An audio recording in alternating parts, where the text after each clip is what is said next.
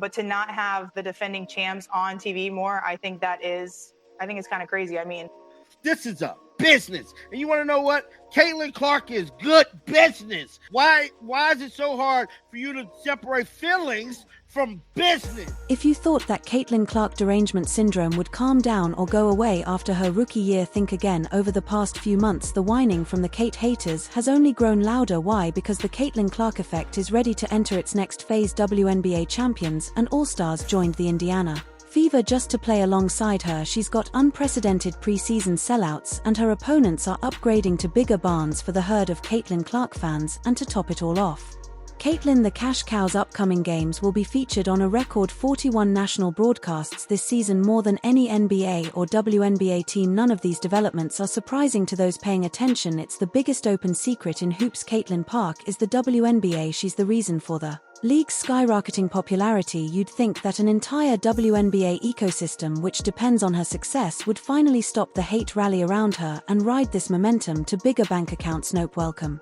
to the WNBA, where players would rather lose without Caitlin than win with her. Over just the past few weeks, Clark derangement syndrome has reached levels so high Elon needs to rescue it from space. They're nitpicking at everything, complaining about her every achievement and continuing to dismiss her impact based on race. Buckle up, because the latest developments prove one thing: the Kate hate has only just begun, and unfortunately it looks like it's going to get much worse before it gets better. And I have an idea when that will happen. Let's get into it, but first subscribe if you think Caitlin winning MVP would cause a tsunami of hater tears. Okay, I'm not going to rehash every insane statistic or record-breaking viewership number Caitlin Clark put up in college and during her first year in the WNBA. It's all well documented at this point. The key is everyone already knows how big of a deal she is. Everyone, the players know it, the fans know it, and most importantly, and the reason some people are absolutely losing their minds over this, the owners and broadcasters know it too. To give you an idea, WNBA franchises are making moves specifically because of Caitlin's money magnetism. The first time in history, WNBA games will be played in the United Center. The Chicago Sky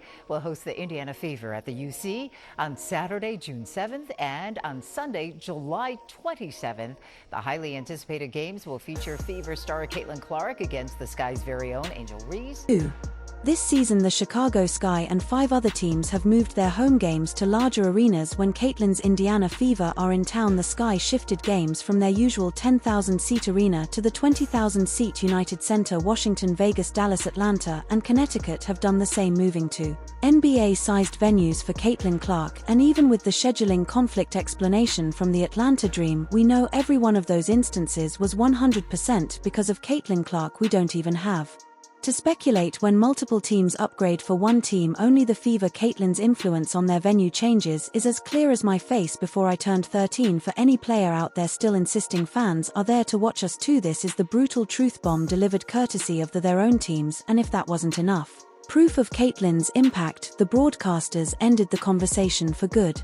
Such star power on those teams, it's really no surprise they're atop the list for the most games available for you to check out on a national scale. The Fever, they lead the league with 41 games here, followed by the Aces 33, the champion Liberty at 32. The networks are all in on Caitlin. The Fever are slated for 41 nationally broadcasted games this year, which is flat out insane. That's more national TV games than any NBA team got this season. Yes, you heard that right, more than LeBron's Lakers 39, Steph Curry's Warriors 36, and even the defending NBA champions, the Celtics 34. Think about that, a second-year WNBA players team is getting more TV exposure than the most storied franchises in basketball. It speaks volumes about Caitlin's popularity and the demand to watch her play. And we're still not done. We also saw a preseason game featuring Caitlin generate Taylor Swift concert levels of excitement. The Fever scheduled an exhibition against the Brazilian national team at the University of Iowa's arena, bringing Caitlin back to her college stomping grounds. All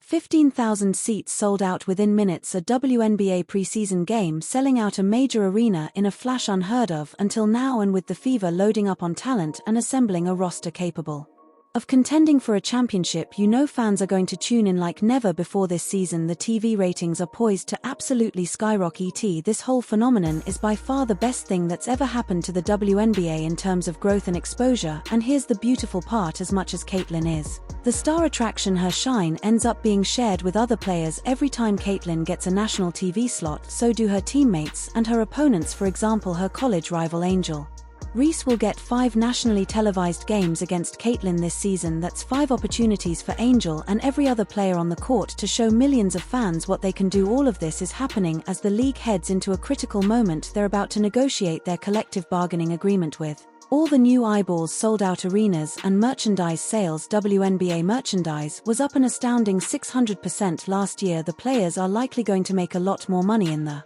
near future. Bigger TV deals, more sponsorship, higher salaries. By any rational measure, everyone in the WNBA ecosystem should be thrilled about this, pulling in the same direction and preparing to cut Caitlin a commission check. So why then is the toxicity still ramping up? Why do we keep hearing griping and side eyes instead of celebration? It's simple jealousy. Amazingly, a lot of the pushback is coming from within the league, even from players who should know better. Case in point, Nafisa Collier, one of the WNBA's best players and a leader on the Players Union Executive Committee, recently weighed in on the Fever's hefty TV schedule. Nafisa is a star on a championship caliber team and even co-founded a new off-season league unrivaled to grow the women's game. You'd expect her to see the forest for the trees here and recognize that Caitlin's popularity benefits everyone, but no. When asked about the Fever having more national TV games than the defending champs, Nefa said this.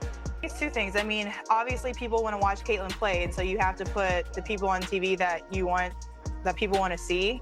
But at the same time, like, there's stars all over the league, and you want good basketball as well. Obviously, Indiana, especially like with their free agents, they're gonna be a great team. But to not have the defending champs on TV more, I think it's kind of Crazy. She said it's crazy that Caitlin has more games than the Liberty. I mean, the Liberty have 32 games as a proportion of total games. That's higher than any NBA team, and more total national games than the Mavs, Suns, all but 4 NBA teams. But because Caitlin has 41, it's not enough. I mean, would she be happier if the Liberty and Fever both had 2 national broadcasts? Because at least then it'd be even. Nafisa basically complained that it was unfair for one team, Indiana, to get so much spotlight, even though hello, that spotlight is there because of fan demand and economics. Let's be clear, Caitlin's outsized exposure isn't a league conspiracy to slight other players. It's pure economics and common sense. More people want to watch Caitlin Clark play, so networks schedule more Fever games, period. It's not about disrespecting the defending champions, it's about giving broadcasters and advertisers what they know will draw the largest audience. It's not the WNBA making these decisions unilaterally and going, we're promoting the Fever and Caitlin Clark above everybody else. Their partners are saying, we want Caitlin Clark on the Fever because more people are going to watch, we can sell more advertising.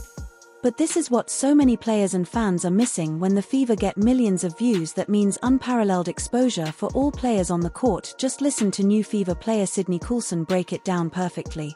Being like to be part of all these sellouts and being the biggest show on wherever you go now. I think it's going to be awesome. I think it's going to be remarkable. And what I always thought about when I was on a team that wasn't getting that kind of visibility, whenever you go play the teams that are, that's when you bring your best game. Because now it's all eyes on your team too, and people, hopefully will be tuning into our games and seeing players from other teams that they like, that are exciting, because there are a lot of good players around this league. So I think what we're going to be able to do, what the Aces, the New Yorks, what we're able to do is elevate the game and get people to respect our entire league. See, that's the part Nafisa either doesn't realize or just doesn't accept. When teams play the Fever, they're getting the spotlight too. In that sense, the Fever should have the toughest games in the league because every player will want to make a statement in front of the season's largest audience. As Sydney said, that is how the league will grow, and other players will get more recognition. Put on a great show, entertain fans, and do your part to build the momentum, not stop it. And yet, time after time, what should be moments of celebration for the league end up being met with a chorus of complaints. Every big announcement seems to come with a side of salt. It's as if some players and pundits simply can't allow Caitlin, and by extension the Fever, to get credit without immediately injecting, but what about parody? What about us? We built this league too. Instead of letting Caitlin's spotlight fall on them, they're blinded by it.